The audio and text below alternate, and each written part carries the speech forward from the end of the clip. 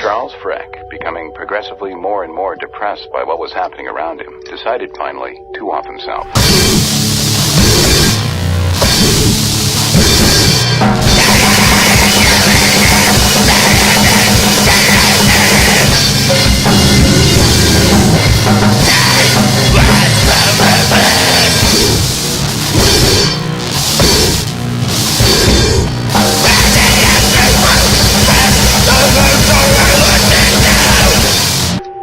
There was no problem in the circles where he hung out in putting an end to yourself. You just bought a large quantity of downers and took them with some cheap wine.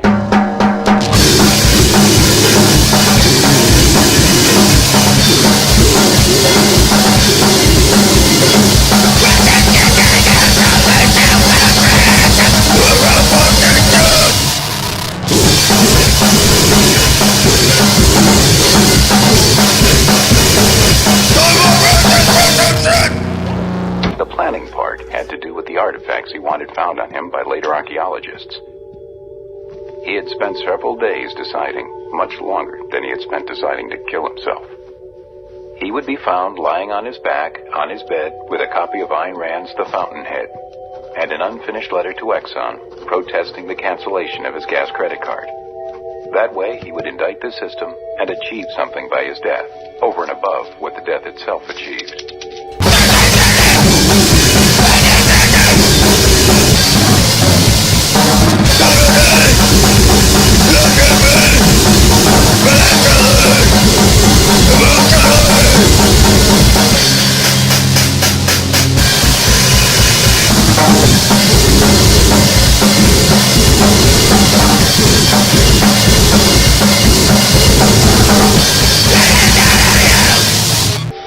At the last moment, he changed his mind on a decisive issue and decided to drink the pills with a connoisseur wine instead of Ripple or Thunderbird.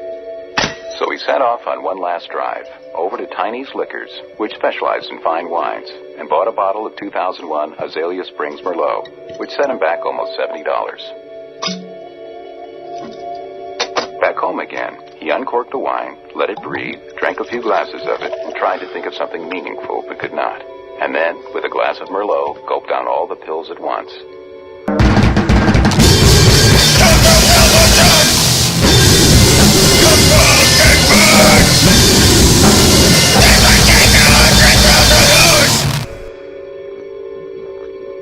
However, he had been burned.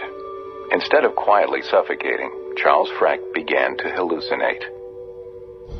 The next thing he knew, a creature from between dimensions was standing beside his bed, looking down at him disapprovingly. You're gonna read me my sins?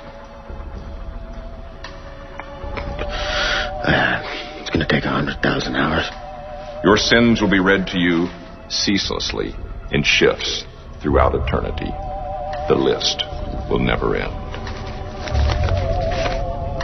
The sins of Freck.